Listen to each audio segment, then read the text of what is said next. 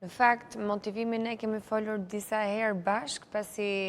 ne jemi organizuar dhe kur në shesh kishte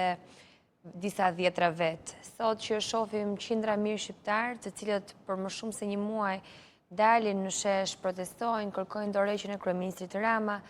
thonë një zëri që kjo klasë e vjetër politike nuk na përfaqëson, ky sistemi ngritur mbi autokraci, mbi oligarki nuk na përfaqëson. Duket sikur të gjitha momenti që gjithë shoqëria shqiptare ka pritur që të vi, ka ardhur tani më. Është pikërisht ky frymëzim, solidariteti, dashuria që shikon mes njerëzve, mes protestuesve,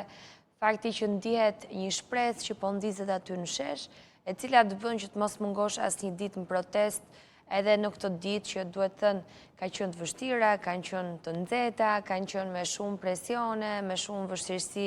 qoftë nga konfrontimi me policinë, por nga ana tjetër, emocionet që ti merr në shesh kur shikon se nuk je vetëm në luftën përballë autokracisë, nuk je vetëm në luftën përballë oligarkisë, përballë korrupsionit, të bën që të shkosh çdo ditë edhe të thuash që qëndrimin që ne kemi pasur prej vitesh tani më në fund po e ndajmë edhe me të gjithë shoqërinë shqiptare. Pse mendoni që dorëheqja e qeverisë në këtë moment është zgjidhja e duhur?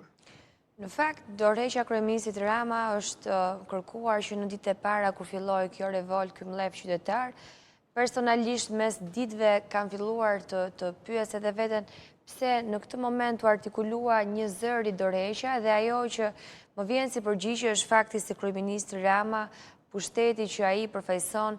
nuk përfaqëson më shqiptarët. Në këtë kuptim mendoj që kryeministri Rama ka vetëm një mundësi, që është mundësia e dorëheqjes, se më pas shoqëria shqiptare ka vetë hapësirën, ka mundësinë ta ndërtojë qeverisën si do vetë.